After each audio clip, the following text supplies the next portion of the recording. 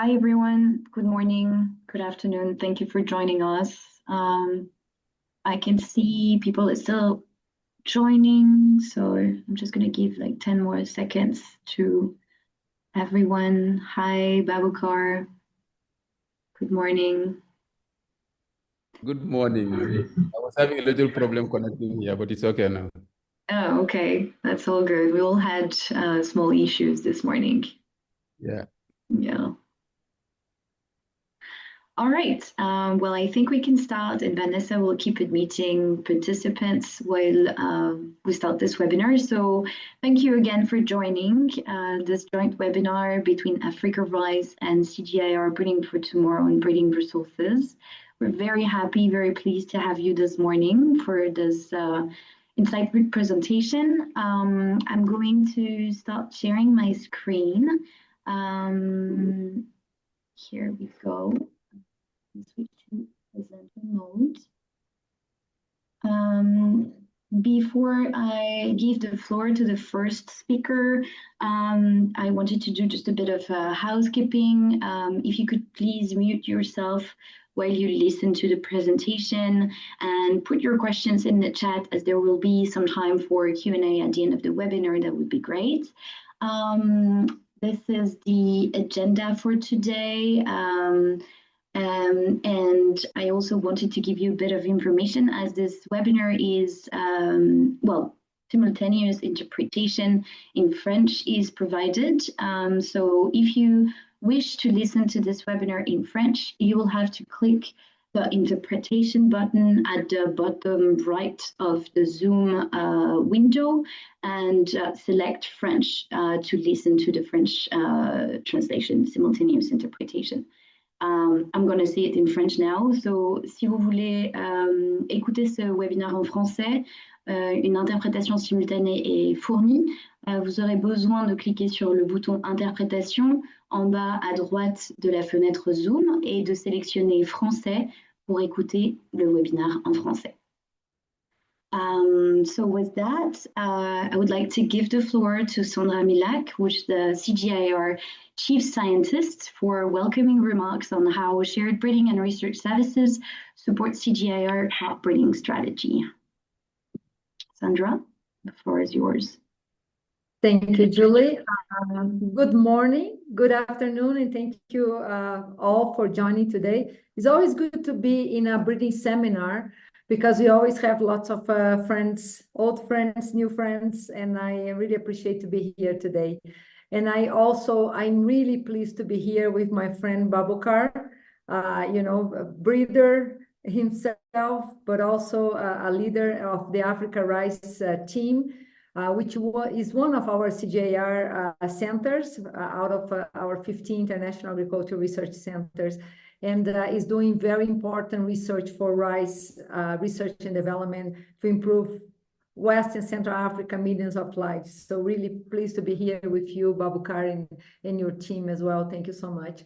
Well, the purpose of this seminar today is really to emphasize the importance of strengthening crop breeding and how we work smarter and better together. I think today more than ever, I think we face urgent challenges, and they are getting faster at a much faster pace than before.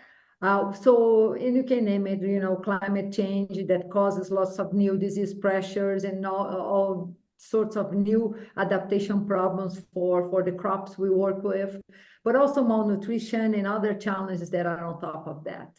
And I think because of that, we need to respond much faster than before. And not only respond faster, I think we need to start predicting performance and the future performance before even we test materials in the field. And I think that's where, when we look at about the opportunities that we have today in breeding, they are, many, many more than we had before. We have today tools that allows us to really predict things, tools that allows us to tap into the future before even we get there. And this and being able to leverage is across the globe. It's where CGIAR, whether it's CGIAR or national centers, I think this is our challenge and our opportunity, if you will, how do we tap and access the best breeding tools, the data, the service that, can become available to the global south, especially in changing the way we do breeding, okay? And that's where this seminar comes today, right? Our science program called Breeding for Tomorrow, it's one of the CGIAR global science programs on crop breeding. And part of that program is our shared breeding and research service. And they are really keen on being able to make this available for the global south. So what is exactly the CGIAR shared service and breeding resources, and what do they do? They really try to deliver high quality, but at the same time practical service to breeders on a global scale. Whether this is genotyping, breeding analytics, digital platforms, or even operational support to really make breeding a much better endeavor, right? So these are already helping research centers and partners to design better trials. We need to do that much better. We know we have error when we do run our experiments, but very important for us to do. We manage our nurseries more efficiently, select our parents with confidence, and things like that. And ultimately, all these joint actions and improve actions will help us to deliver better varieties to farmers much faster, hopefully. So, as we do this, I want to also say that being able to actually work together with and bring together our partners in the Global South into this mission is very critical to us. And it's very aligned to our CGIAR 2025-2030 research portfolio. It was launched this year, and it really aims to do many, many things, lift a lot of people out of poverty, as you have heard me to talk about, adapting crops to many, many big problems of climate change, right? But we won't be able to do unless we become much more efficient in doing these things.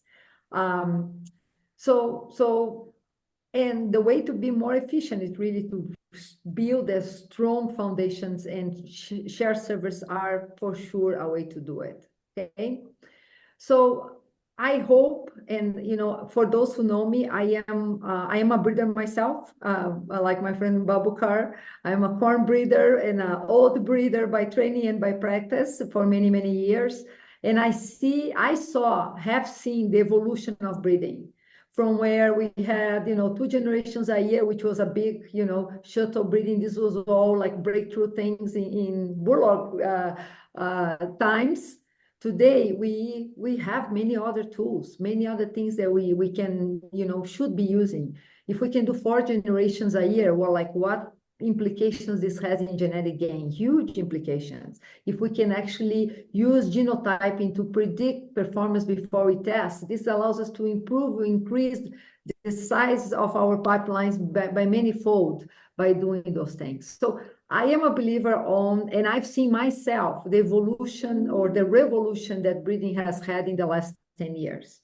And as such, and as the chief scientist of CGIAR now, I am really, really invested in transforming breeding for the Global South. So I see several of my friends here who are on the same mission with me. And I look forward to continue in that mission. In fact, in 3 weeks from now, I'm going to be visiting Babukar and his team, walking rice fields with them, and discussing the same opportunities with them in breeding, and really, moving this forward in the benefit of the farmers. So I think today we have an opportunity to be here. It's great to be here with AfricaRice Breeding Resources Hub in West and Central Africa. It was launched in 2024, and we look ahead how we can actually expand that possibility and support the West Africa NARS and partners and into this journey as well. Thank you again, Babukar, for being part of this journey with us. Thank you, all of you who are part, Eng and others who are really driving this agenda. Really, really happy to be here today. And with that, I think I hand over to you, Babukar, Dr. Babukar Manet, Director General of AfricaRice, CGIAR Regional Director in West in Central Africa, and my friend as well. Over to you, Babukar. Okay, thank you very much, Sandra. It's a real great pleasure for me to join the colleagues today to talk about the Breeding Resources Service 1 year along the journey. So, but Sandra, before I go into my opening speech, I would like to give a very good welcome to an old friend, that's Michael Quinn. As we know, Michael has been with us since we started what we call the research initiatives of the one CGIAR, and he has been leading the breeding component of that initiative for quite a while, but presently he's joining us in a different capacity as the head of the breeding lead for IRI. So I think we definitely all need to congratulate him for that big role, and right now, for him to bring all that experience now and focus on the rice community all around the world. So we are really happy to have Michael with us today in this new capacity. And really, Michael, thank you so much for joining the rice community. And we look forward to working very closely with you to get that experience, focus to revolutionizing the rice varietal development across the globe, Asia, particularly Asia, Latin America, and also in Africa. So with that, colleagues, I would like to start with my opening speech. First, of course, good morning, afternoon, and evening. As we know, we are having partners joining this session, this webinar from all across the globe. So it is a great pleasure and a privilege for me to welcome you all to this webinar for the Breeding Resources Services platform. As you know, the webinar today marks an important milestone in our collective journey towards the development of more efficient and inclusive and impactful crop breeding and approaches, which is going across all the regions, but also encompassing different disciplines and also different types of partnerships. So last year, AfricaRice was very proud to sign a host center agreement with the BRS team of the one CGIAR. And that agreement was not just a formality, it was actually a commitment for a shared vision where our breeding systems are being modernized, being data-driven, but also truly transformative. So now the approach really, as Sandra mentioned, is really to work towards what we call precision breeding. Breeding that is really trying to develop targeted products for our farmers, but also our consumers and all across the rice value chain to make sure that what is desired by the various partners actually is what we are producing from our breeding activities. So let me just share with you what this particular commitment actually looks like. So over the last year, the AfricaRice and the BRS team were able to coordinate genotyping services across several CGI centers, including AfricaRice and IITA in this region here, and also our very valued NAS partners from Cote d'Ivoire, Senegal, Ghana, Nigeria, Uganda, and Rwanda. That means all across the sub-Saharan region. So late last year, actually, we hosted an in-person genotyping training workshop in Nigeria, in which 25 participants from 10 countries participated.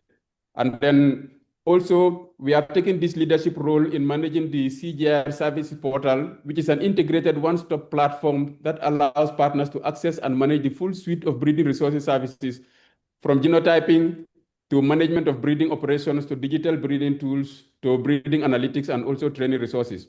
So additionally, our teams and also the NAS partners have benefited from data analytics training, particularly in bioflow, which is empowering our scientists to manage better and also interpret the breeding data for more strategic decisions. So as Sandra rightly mentioned, we want to use the data now to do predictive breeding. So and then the platform is built around 4 major components. First, a global shared services and support, which is covering genotyping, elemental analysis, and also breeding operations. Then the second one is actually the breeding analytics, which is where we are trying to define the breeding frameworks and to harmonize the standards across the CGIAR with regards to breeding operations. Then we have the third component, which is digital solutions, where we are trying to develop and deploy tools like the EBS, the Enterprise Breeding Service System. And then we have the business process management also, which is the fourth component, which is focusing on quality control, communication, and capacity development across the breeding community. So each of these pillars brings us closer to 3 key objectives. First one, very important, is to accelerate the adoption of modernized breeding tools. And the next is ensuring equitable use of services to transform food, land, and water systems. And then also the scaling up of services through a hub and spoke model where CG centers such as AfricaRice will help extend the innovation to local partners. So this webinar actually is meant to be a two-way conversation. It's supposed to be interactive. So whether you are an experienced user of the BRS, or exploring it for the first time, today's session will give you the opportunity to really see the tools in action and hear the testimonials from people who have used these tools, and then also directly engage in a Q&A session also. So in closing, let me emphasize this. So the strength of the platform actually lies in you, our partners, the scientists, the breeders, and the other collaborators. So by leveraging AfricaRice continental presence and our partnerships and our hosting role, we are well positioned to bring even more NAS partners on board, because as I cited earlier, we already have quite about 6-7 NAS who are already actively using these services. But as you know, when we talk about the whole African continent, it's more than 50 countries. So definitely would like for us all to share in the extension of this information to make sure more partners are able to access these resources that are being put to the use of our valuable NAS partners. So let us today really engage and try to continue building a stronger and more connected and more impactful breeding ecosystem. So together we are really laying down the foundation for a more food secure, climate resilient future in Africa and beyond. So before I just do the final closing, I would like to just share one of the numbers to show that definitely our breeding, we really need to start seeing how we can accelerate the development of really more targeted breeding products, more impactful products. 2 weeks ago, here at AfricaRice headquarters, we welcomed the governor of the Niger state of Nigeria. This is one of the largest states which is producing rice in Nigeria. So we signed an agreement whereby Niger state governor with his team, their target is to increase rice production by over the next 5 years by 10 million tons. So if you can imagine that kind of ambition. So 10 million tons, they are going to need very, very highly performing rice varieties. And this is just one state. There are other states also that are producing, which are very ambitious in Nigeria also. You have Jigawa State, you have Kano, you have Kebbi. All of them are really rice producing states with big capacity, big ambition. So we as the breeders have to be really ready to get them the products that can allow them to be able to produce these huge quantities of rice of high quality that are going to be really desired by the consumers. So definitely, we really need to make sure that when we are talking about breeding, we look at those kinds of ambitions, how to get products that can quickly be able to cover those huge hectareages so that we can be able to see those benefits actually coming to our African consumers and also the other value chain actors across the continent. So ladies and gentlemen, I really thank you very much for your attention, and I look forward to a very vibrant and interactive session ahead. Thank you. Thank you so much, Babukar, and thank you, Sandra, for these opening remarks, framing the discussion. I would like now to give the floor to Engwa, who's Breeding Resources Lead, for an overview of breeding resources.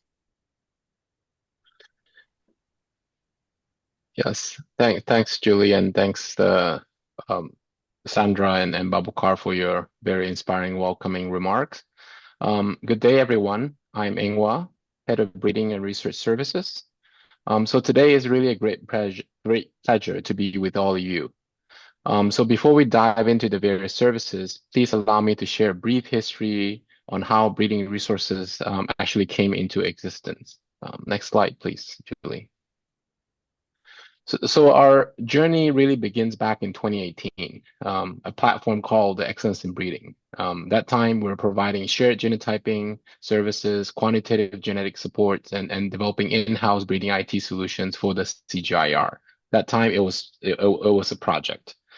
Now, fast forward till today, breeding resources is now a much more specialized and integrated group of breeding tools and solutions. And we're specialized in designing these solutions to meet the changing needs of CG and national programs, which is to deliver greater impact through the improved seeds to farmers at a more rapid pace to safeguard yield, improve nutrition and livelihood in the face of climate change. It is a core mission to enable equitable, sustainable, and cost-effective research tools, services, and technologies to support your research needs.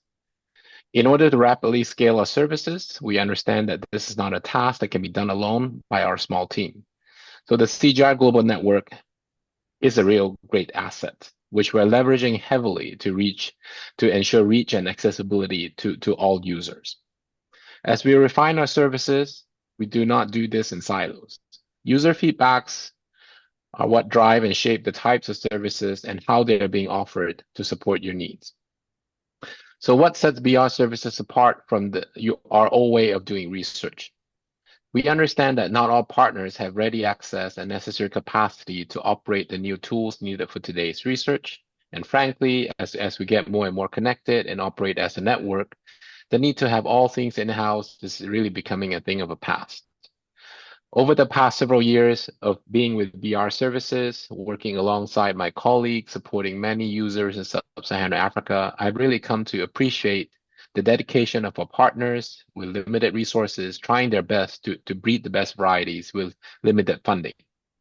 The playing field, to me, I don't think it was ever equal for under-resourced partners. Yet the challenges, the crops, the market segments they're trying to take on and breed for is facing the same challenge.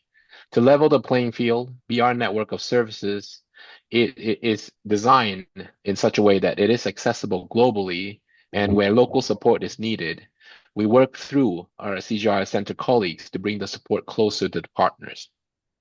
Next slide, please. Now, getting access to services is one thing, but making good use of the tool is also another element. Partnering across the CGIAR network, this is also a unique advantage that we have to be able to tap into the expertise and technologies developed by one center and scale it globally at the same time. So just as an example, many of you here are from or affiliated with Rice Research.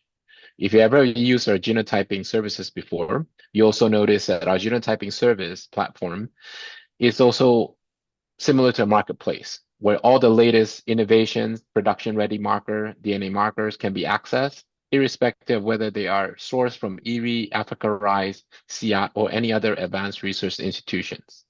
This is really a game changer, as it ensures many of the latest innovations developed by our colleagues are being translated from scientific findings into real research solutions accessible to everyone. Now, quality of services enabled through continuous improvement is also core to our work. Local conditions, regulations, scale of your national research operations, just to name a few, are also often taken into consideration as we design and evolve our services.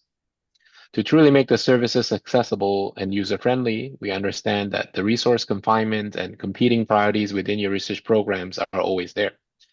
$1 spent here is going to be $1 less elsewhere. So with that framing, we continue to strive to structure our service parameters, such as turnaround time, accuracy, the cost, all that, to be within the reach and relevant to your research context.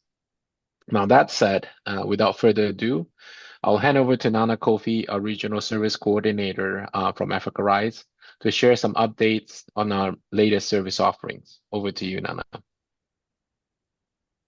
Thanks a lot, Eng, for setting the tone.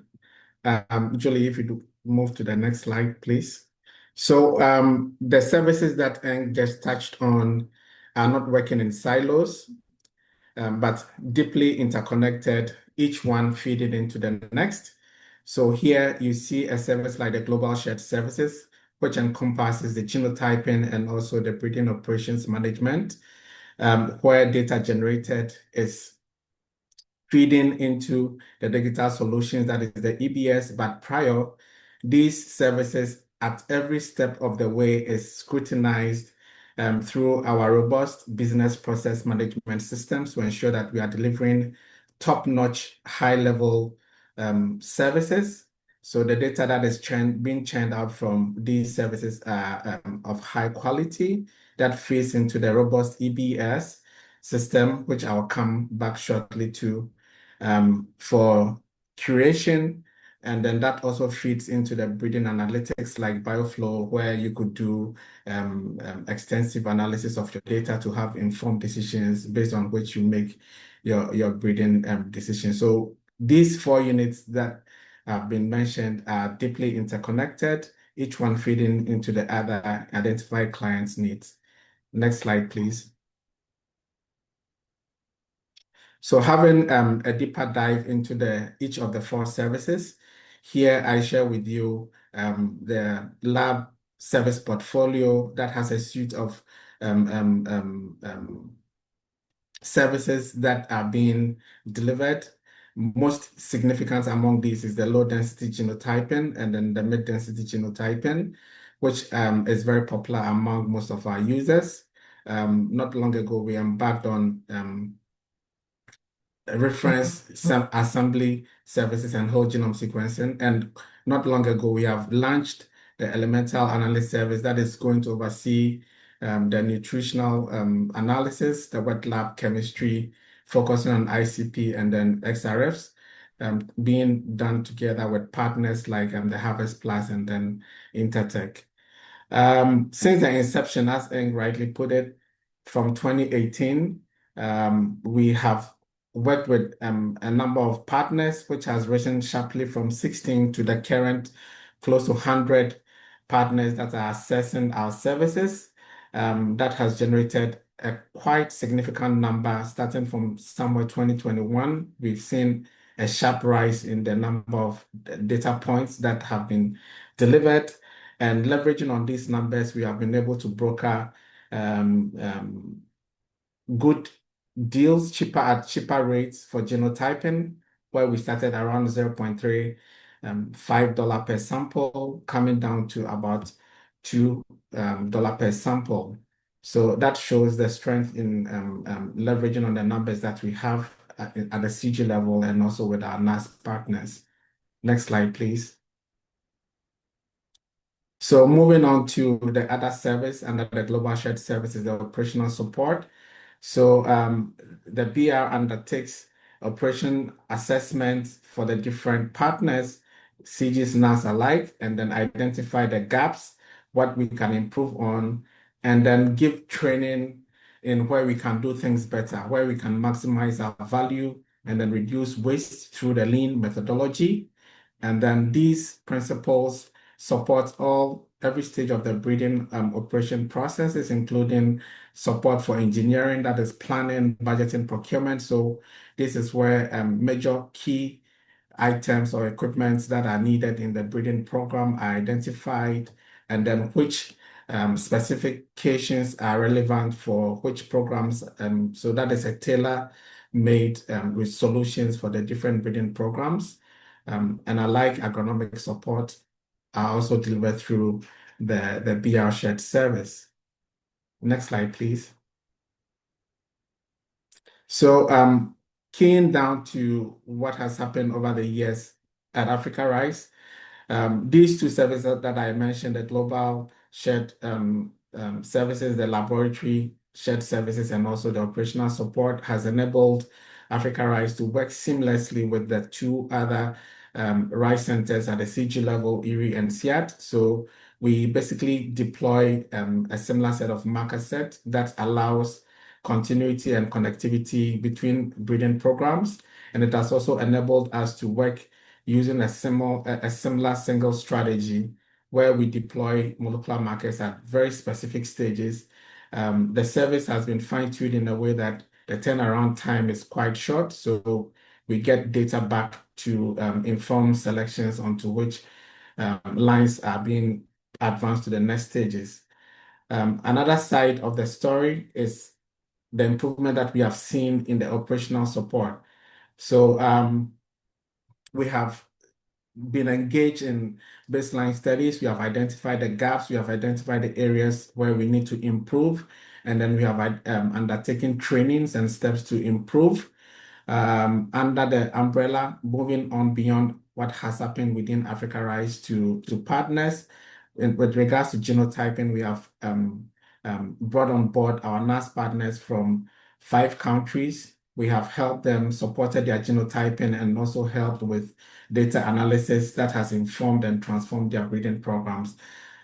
We have one speaker who will be talking to how these services has transformed the breeding program in Ghana. We also train people in the area of genotyping, and recently, in 2024, we had assembled close to 30 partners from 9 different countries and 14 institutes to undertake training in genotyping. So since we took over, since we established ourselves as a host for the BR last year, we have seen a significant rise in the number of partners within the region that has accessed the services. So we have a whopping 400, almost 410 logins into the server from 13 different organizations and 66 unique users for the service that is in the 1CG support service platform. That is quite significant. Next slide, please. So moving on from the global shared service to the digital solutions is the EBS, the Enterprise Breeding System, which is undoubtedly the go-to data management system for the CG and most partners worldwide, providing global support in a 24/7 manner. So with this system, you can seamlessly manage logistics of trials and nurseries. It helps in the decision taken based on data. And as I mentioned earlier, it also improves data sharing among institutes and particularly among crop-based breeding platforms. It also helps in data curation. And to date, we have more than 20 countries, users in more than 20 countries using the services. We have several hundreds of users already, and then the system supports currently about 12 crops. That is still growing into other crop bases.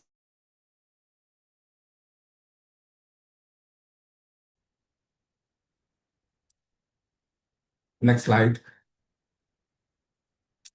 Okay, so here at AfricaRice, the journey began for EBS in 2022. Prior, we were using breeding management system, BMS, and then we had a slight transition that wasn't complete somewhere in 2021, and then we moved on to EBS in 2022. So at AfricaRice, almost every breeding pipeline is fully hooked onto EBS, right from the double haploid breeding program in Senegal through to molecular breeding centralized here at Côte d'Ivoire. We are fully aligned and fully adopted the EBS.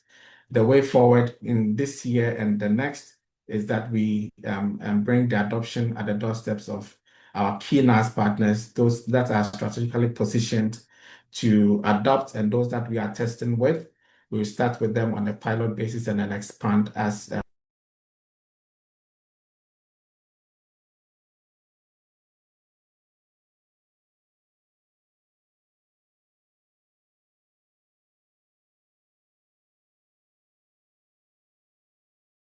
in Central of Africa.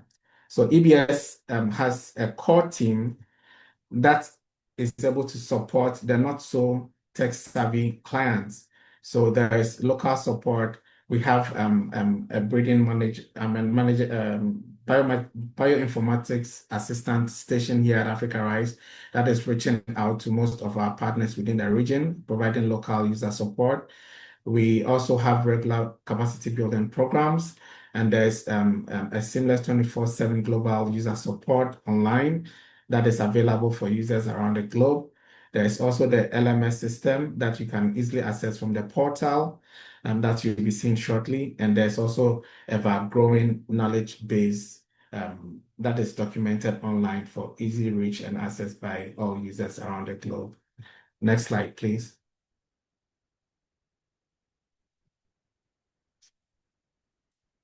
Next slide. Sure. Okay, so transitioning from EBS into BioFlow is a platform that allows our users, our clients, to undertake state-of-the-art genetic evaluation analysis based on which breeding decisions are made. So one added advantage of BioFlow is that it is able to connect to several other databases, including the EBS that I just mentioned, BMS, BreedBase. So this allows a quantum leap of connectivity among breeding programs and then breeding platforms that ensures high-level data analysis as well. So a suite of possible analysis that you can perform in BioFlow is listed here. I'm not going to go into that.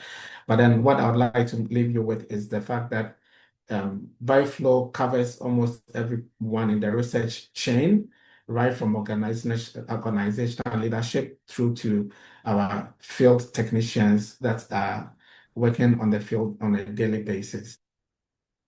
So here you have a link to access BioFlow, the production server, and also a video tutorial. If there is further need, you can always visit the platform that I'll be sharing with you shortly to request for capacity building trainings that we will be glad to give out. Next slide, please.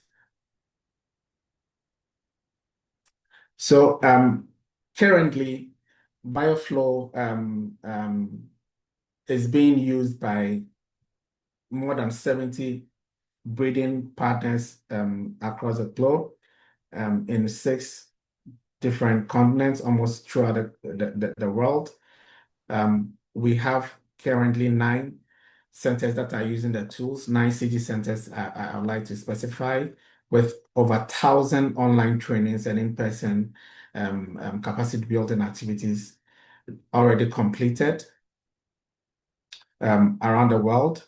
Here at AfricaRice, BioFlow is fully adopted as the analytic tool that we use following in from EBS.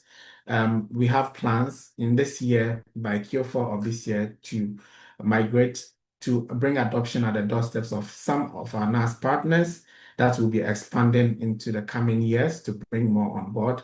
The idea is that by end of 2026, our major NAS partners that have the capacity would be adopting BioFlow for data analysis and breeding decision making. So last year we had a training where we trained some of our NAS partners. So for the adoption, we'll be going deeper into that training and setup so that they can fully use EBS, use BioFlow by themselves, but we are always on the standby for support when needed. Next slide, please. So this will be my last slide. This is the platform, the portal that I mentioned in previous slides. So this is a one-stop shop request portal where all these services are hosted. So think about global shared service, laboratory shared service, operational support, through to digital solutions, to the analytics tools. You have everything in one place. You can access these ones. You can make requests. You can reach out through our ticketing system to ask for support wherever you may need them. Here is a link, and you could easily also scan the barcode to register to the platform and then start using our services. So with that, I'd like to thank you for your attention. Back to you, Julie. Thank you, Nana, for this presentation. Thank you so much. I would like now to give the floor to Maxwell Asante, who's the director of the Council for Scientific and Industrial Research, Crop Research Institute of Ghana. Maxwell, I'm going to share your presentation. Okay, thank you very much. Professor Maswell is out in another meeting. So yes, you are right. He was the lead breeder when this program started. But at the moment, he is the director of our institute, and I am the current rice breeder, Kepalo Fusu. So I'm presenting this on behalf of Professor Maswell. Interesting enough, I started my PhD program when we were having support from the then Excellence in Breeding. I joined the team in 2019, and now we have Breeding for Tomorrow. Next slide, please.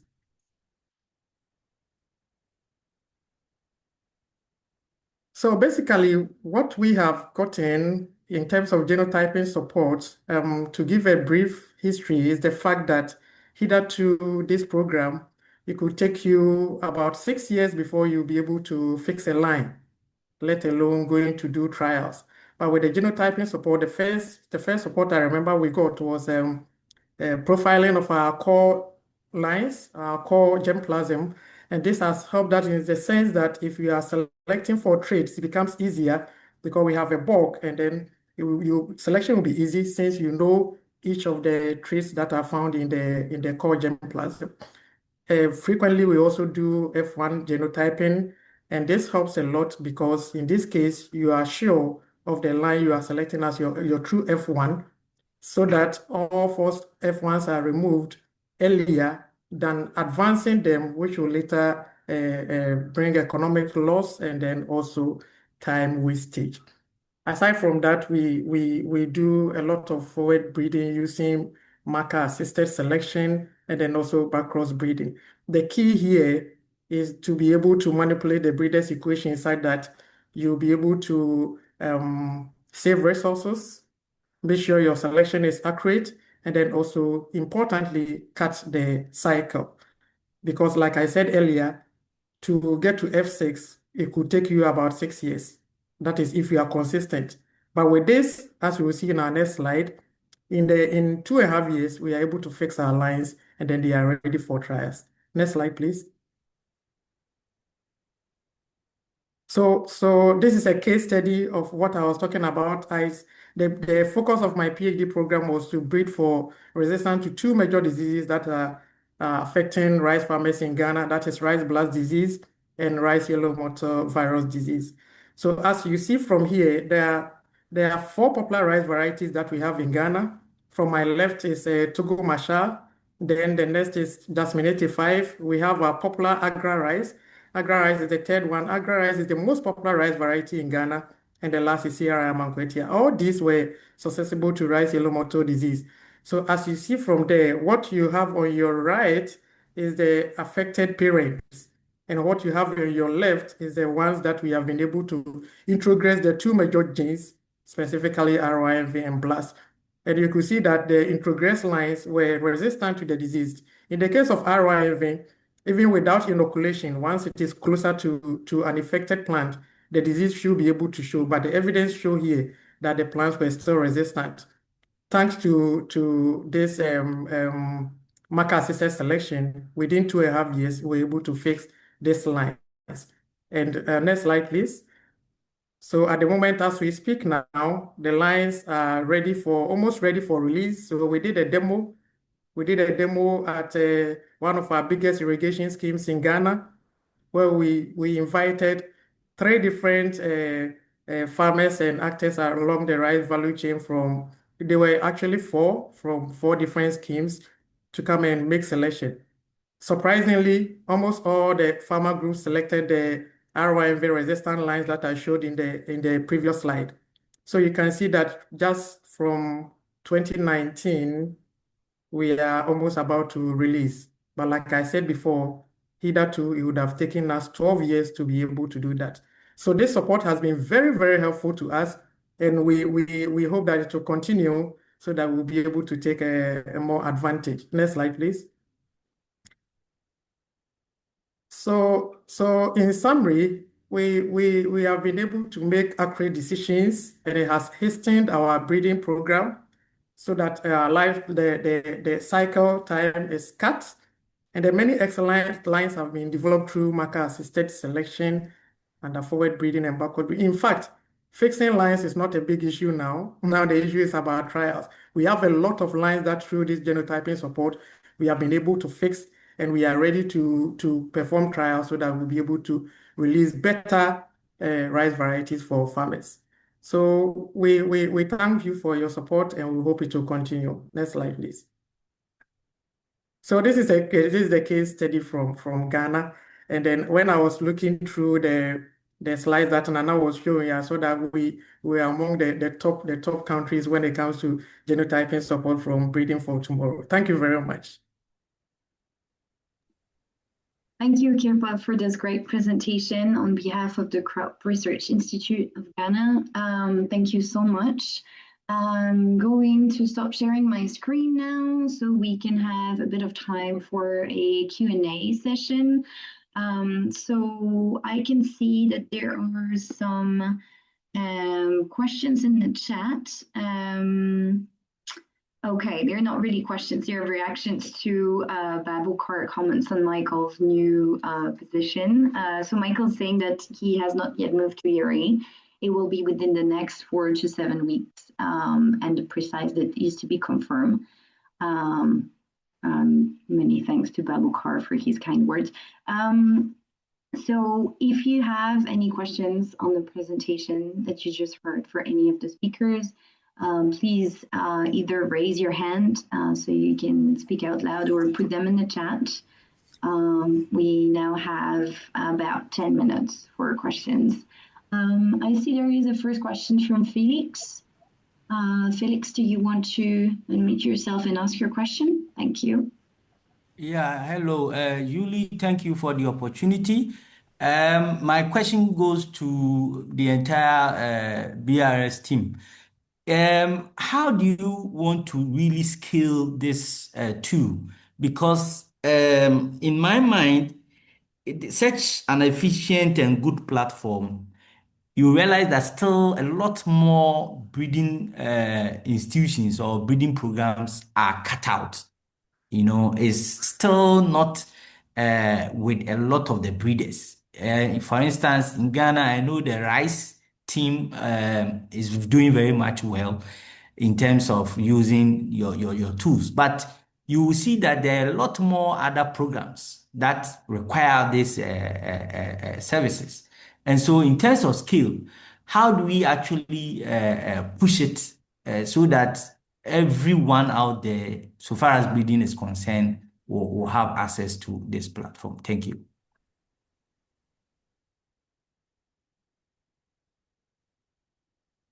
Thank you, Felix, for your question. I don't know who would like to take it.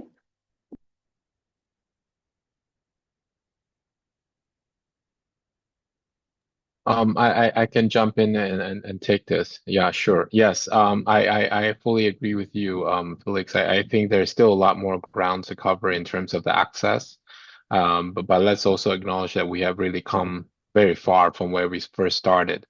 The reason why we're having these webinars is to make sure that the people know about the service and people know that they can be of use, and then hear testimonies and really bring the groups together and share ideas and things like that. And we will definitely be in close touch with everybody.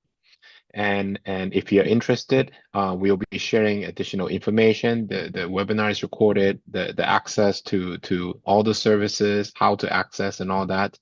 We have placed regional support through AfricaRice and the network in the region, so that the access point is closer to you. So we are decentralizing and gradually spreading the boots on the ground closer to where you operate.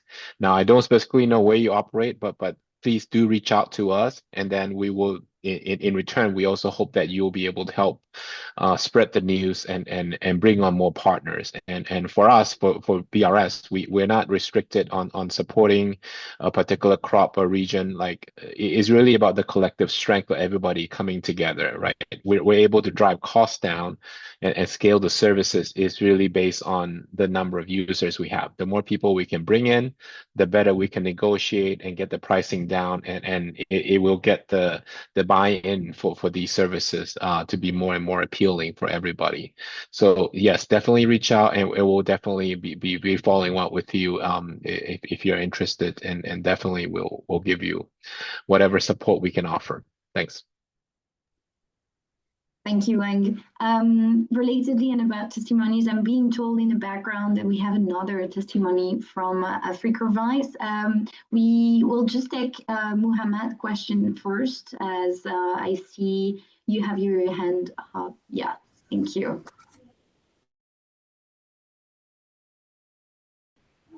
Thank you, Julie, and also the presenters as well. Thank you so much for the opportunity. Maybe let me direct the question to Eng. Previously, there are supports from HTPG, which the target crops are spread among the crops, let's say in Africa or, yeah, most of the African countries, regardless of the maybe specific. So this kind of support, is this also targeted to only rice, or also other crops can also benefit from the support, like example, the bioflow, the EBS, and so on and so forth? That is one question. At the same time, also genotyping services. So, and then the BMS versus EBS. We are now trying to migrate from BMS to EBS. What strategies do we have in place to ensure the sustainability of the usage of the EBS? You know, there are some maybe problem toward the tail end of the BMS. I think there are some inaccessibility due to licensing and so on and so forth. So what are you trying to do to ensure that maybe the EBS has a sustained kind of system? Okay, Thank you. Thanks for the two questions. The first one, I'll address the first one. Yes, the services we provide is all crop agnostic. So genotyping services, I think pretty much all the CGIAR crops we have them, and we're actually also expanding to vegetable crops and even livestock. We have solutions that we can provide. So we're not restricted to any crop species. If you do have a specific crop need, do reach out and we can try to onboard them onto our platform. And then on BioFlow and EBS, these are crop agnostic services as well. The analytics, as long as the data is formulated the right way, I really don't see any reason why you're not able to. You should be able to use the full features and of course we're happy to provide the training and support you need to onboard so that you can maximize the value of these tools. Now, coming back to your question about EBS to BMS to EBS migration, yes, we actually have been planning this very closely to our CGIAR partners and colleagues to ensure that there is minimal disruption to your breeding operations. Like the key of the transition is to unify under one system because we fully embrace and understand that there is more value to work as one. As a full network, being able to share data. We also understand that change is not easy. It comes with cost. It comes with a learning curve. So before we even roll out any features, our guarantee is that we do not want to impose anything that is going to add significant amount of work for the front end users. In other words, if you have like 10 features that you're currently using in BMS, for example, we will ensure that all these 10 features will be equivalently present or available, if not enhanced, within the new system. That is how we trigger a transition. So we of course will need to also do an assessment to understand because the scale and type of usage across the programs varies. People may be using the data system for different purposes. So it's not an imposed decision. So anytime we do transition, we obviously would very much appreciate a two-way dialogue to truly understand how you envision using the system and as we embrace the change, right? In terms of business sustainability, EBS itself is a CG developed software. The software itself is freely available. And we actually are trying to build a community that we can further sustain and have more contributors towards further developing the features. It's a fully open source system. Now, of course, there will be costs in terms of like the cloud infrastructure to store your data and some minimal cost to run and maintain to make sure that security patches and user support are in place to support everybody who are using the system. Those are right now being costed as a cost recovery model to make sure that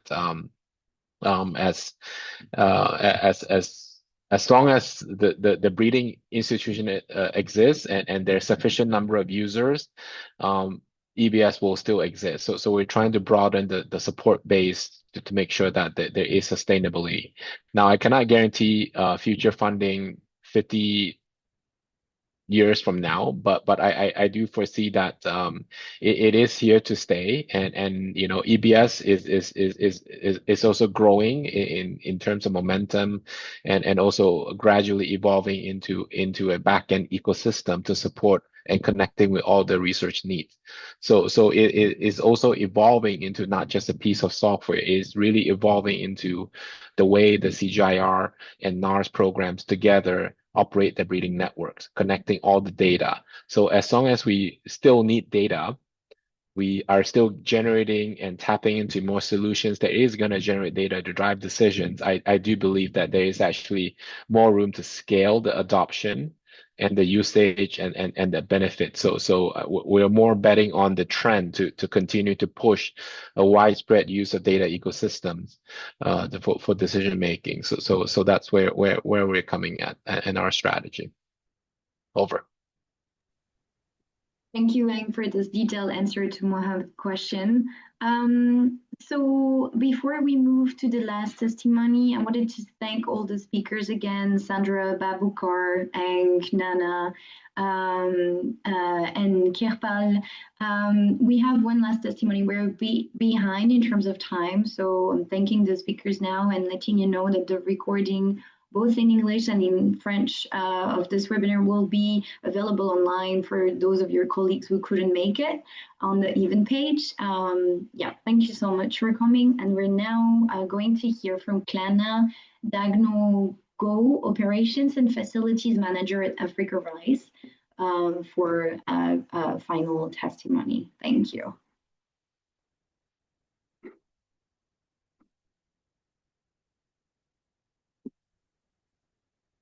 Yes, good morning, everyone.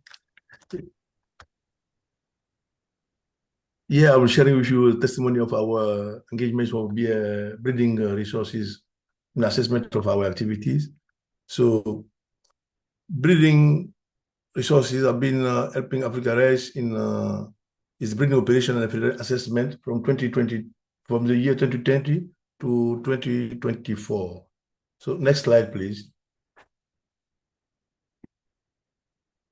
So, in the areas, particularly of agronomy practices, seed processing, planting and harvesting, phenotyping, and also continuous improvement system. Next slide.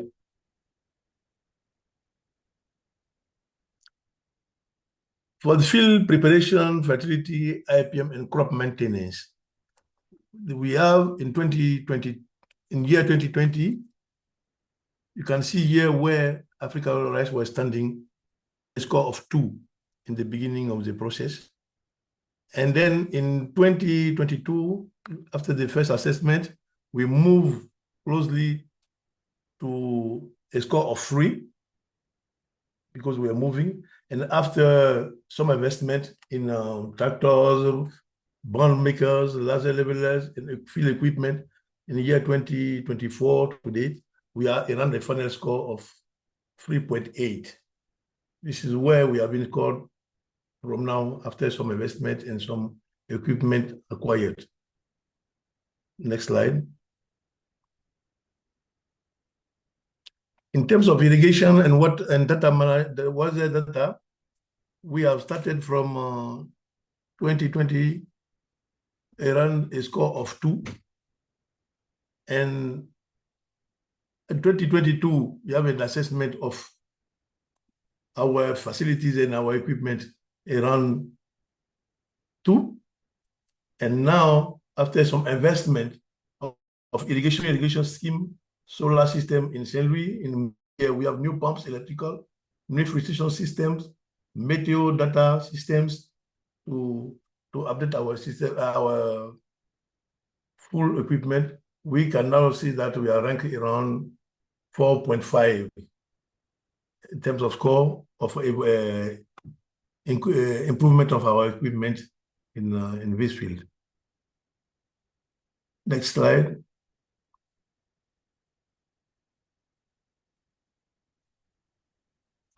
System.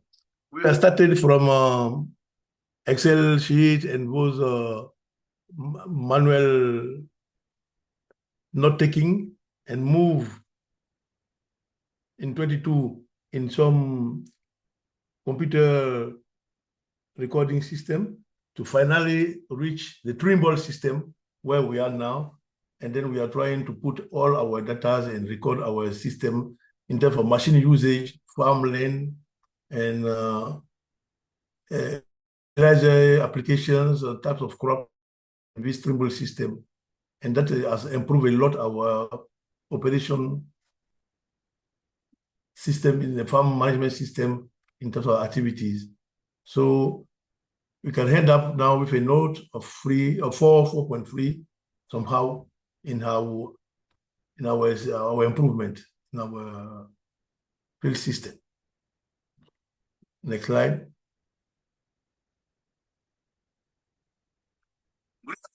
Control environment also, we started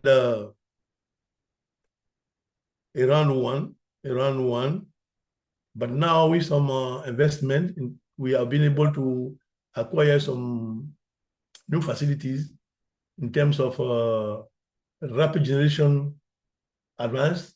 We are now acquired a 1,200 square meter new greenhouse climate control, totally controlled system, which is under installation. You can see it in the picture here. We have found also a pathology system, which is already used by our scientists to produce, to make the screening and the works. So we have a total of 3 screen houses, 2 installed already, and the last one is the RG facility, which we are working on now to finalize the installation. Last slide. Seed processing. In terms of seed processing, we have made some improvement also from the beginning to now. From 2020 to 2022, we have started working on our facility both in Saint Louis and in Bay to improve our seed processing facility in terms of putting new cold rooms, 1 new cold room in Saint Louis, 1 cold room in Bay, and to date we have in Bay we are fully operational, completely working. In Saint Louis also the seed processing unit is ready, and that approve our activities to a level of 4 as mark. So next slide. Planters planting solutions. We have also acquired through the process from a beginning 2020 of 2 score. We have moved now to close to 4 because of some investment where we have got a plot seeder, a line seeders, and also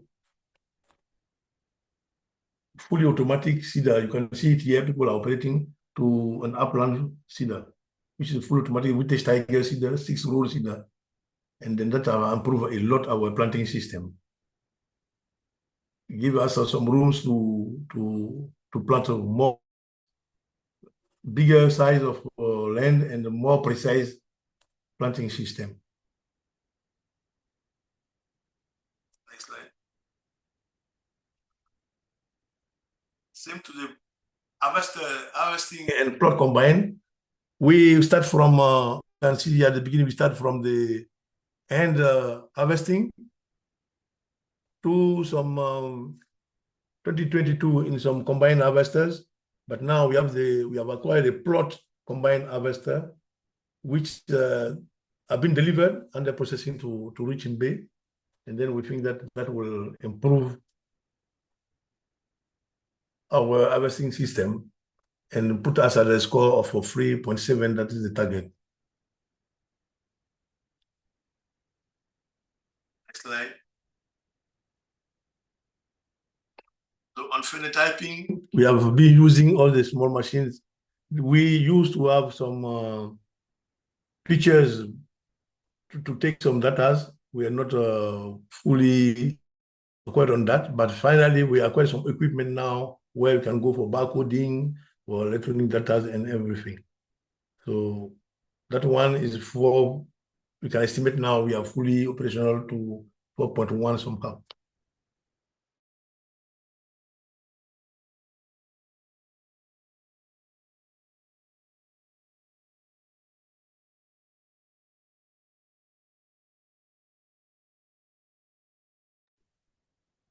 Thank you, Kalana, for this final presentation. Thank you so much for coming in. We are a little bit over time, so I will now thank again all the speakers and all the participants, and also those of you who could stay a bit on after the end of this webinar. Again, the recordings will be added to the event page available on Splash. And if you have any questions, don't hesitate to reach out and stay tuned for upcoming webinars on breeding resources services. Thank you so much again. Have a good day. Bye, everyone. Bye. Bye-bye.